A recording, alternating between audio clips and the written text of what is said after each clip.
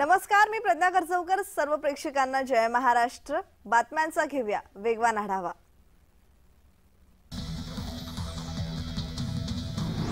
अयोध्येमध्ये नव्या अतिभव्य राम मंदिरात प्राणप्रतिष्ठापनेचा सोहळा 22 जानेवारी रोजी होणार आहे आणि या दिमाखदार सोहळ्याची तयारी अंतिम टप्प्यात आली असतानाच त्यापूर्वी भाविकांना रामलल्लाच्या दर्शनाचे वेध लागलेत.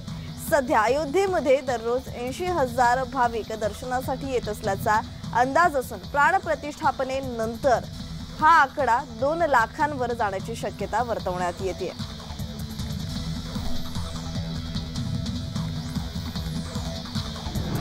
मध्य रेल्वे प्रशासनाने विना तिकीट प्रवाशांना पकडण्यासाठी मोहीम हाती घेतली. त्या अंतर्गत दादर रेल्वे स्थानकात नुकतीच तिकीट तपासणी करण्यात आली, तर मंगळवारी ठाणे स्थानकात प्रवाशांना घेराव घालून तपासणी करण्यात आली. त्यात एकूण 1309 विना तिकीट प्रवाशांना पकडून त्यांच्याकडून 4,19,235 रुपये दंड वसूल करण्यात आलाय.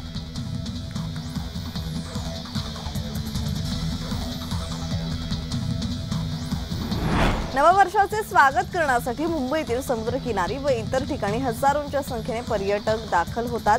त्यामुळे त्यांच्या सेवेसाठी मध्य रेल्वे 4 विशेष लोकल सोडणार आहे. मध्य रेल्वेच्या मुख्य मार्गावरील CSMT वरून कल्याणकरिता रविवारी मध्यरात्री नंतर 1:30 विशेष लोकल सुटेल. कल्याण येथून विशेष लोकल मध्यरात्री 1:30 सुटेल. हार्बर मार्गावरील CSMT येथे रविवारी मध्यरात्री 1:30 विशेष लोकल सुटेल, तर पनवेलवरून विशेष लोकल मध्यरात्री 1:30 वाजता सुटेल.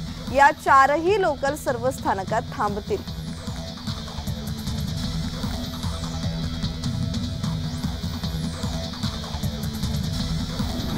रुग्णांना औषध खरेदी करावे लागू नये यासाठी मुंबई महानगरपालिकेच्या रुग्णालयांमध्ये 15 जानेवारीपासून झिरो प्रिस्क्रिप्शन योजना लागू करण्याचा निर्णय घेण्यात आलाय.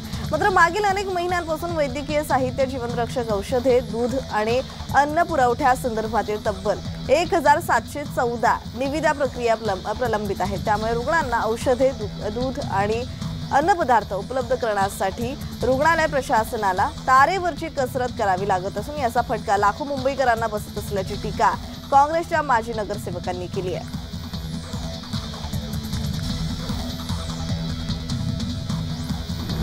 अभिनेत्री रिया चक्रवर्ती ही विमानतळावर दिसता क्षणीच तिला ताब्यात घेण्याबाबत CBIने काढलेल्या नोटिशीला उच्च न्यायालयाच्या सुट्टीकालीन न्यायालयाने मंगळवारी अंतरिम स्थगिती दिली आहे. तसेच रियाला दुबई येथे होणाऱ्या कार्यक्रमासाठी जाण्याची परवानगी दिली आहे. अभिनेता सुशांत सिंग राजपूत याच्या मृत्यूशी संबंधित प्रकरणात CBIने नोंदवलेल्या गुन्ह्यात रिया आरोपी आहे.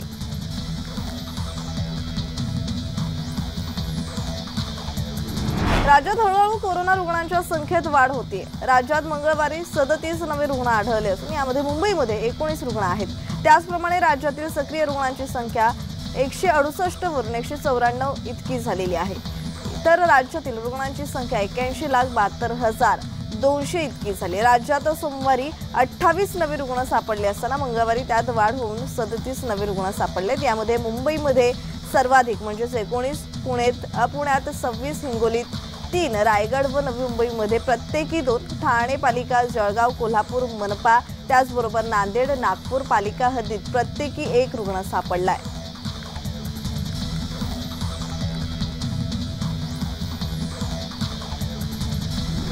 नाताळ नववर्षानिमित्त बाहेरगावी जाणाऱ्या प्रवाशांची संख्या अधिक आहे. पर्यटकांची ही वाढती गर्दी कमी करण्यासाठी रेल्वेकडून विशेष गाड्या चालवण्यात येत असल्या तरी या गाड्यांच्या वेळा आणि थांबे यामुळे प्रवाशांना प्रवास करणं गैरसोयीचं होत आहे.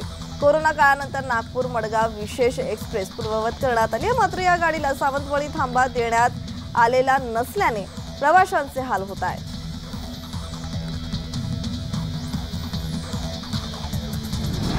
भारत आणि दक्षिण आफ्रिका यांच्यातील 2 कसोटी सामन्यांच्या मालिकेतील पहिला सामना सेंचुरियन येथे खेळवला जात आहे. या सामन्याचा पहिला दिवसाचा खेळ संपलाय. दिवस अखेर भारताने 8 बाद 208 धावा केल्यात, तर भारताकडून यष्टीरक्षक KL राहुलने सर्वाधिक धावा केलेल्या आहेत. त्याने नाबाद 70 धावा केल्यामुळे भारताने 200 धावांचा टप्पा ओलांडलाय.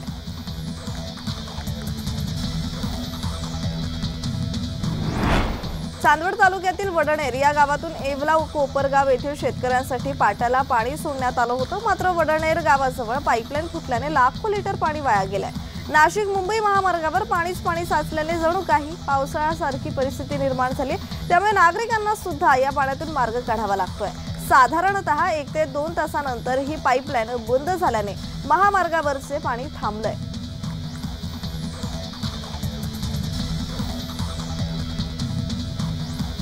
देशातील वाघांच्या जन्मदराच्या तुलनेत त्यांची मृत्यूची संख्याही वाढतीये। वर्षाच्या अखेरीस वाघांच्या मृत्यूची पुढे आलेली आकडेवारी आणि त्याच वेळी सरकारी तसेच गैरसरकारी संस्थांच्या आकडेवारी यातील तफावतीमुळे व्याघ्रप्रेमी संभ्रमात पडलेत।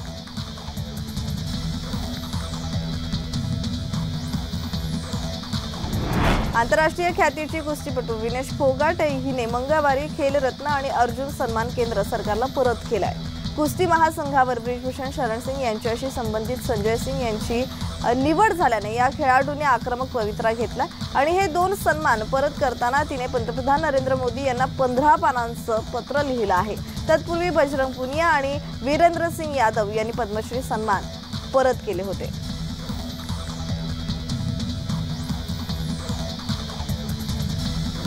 नवी मुंबईतील फळ बाजारात गोल्डन सीताफळाची आवक वाढली आहे। ग्राहकांसाठी 4 ते 5 व्हरायटीमध्ये गोल्डन सीताफळ उपलब्ध असून 30 ते 60 रुपये प्रति किलो भावाने हे गोल्डन सीताफळ ग्राहकांसाठी उपलब्ध आहे। फेब्रुवारी महिन्यापर्यंत गोल्डन सीताफळाचा हंगाम सुरू राहणार असून ग्राहक देखील गोल्डन सीताफळ खरेदी करण्यासाठी गर्दी करतायत।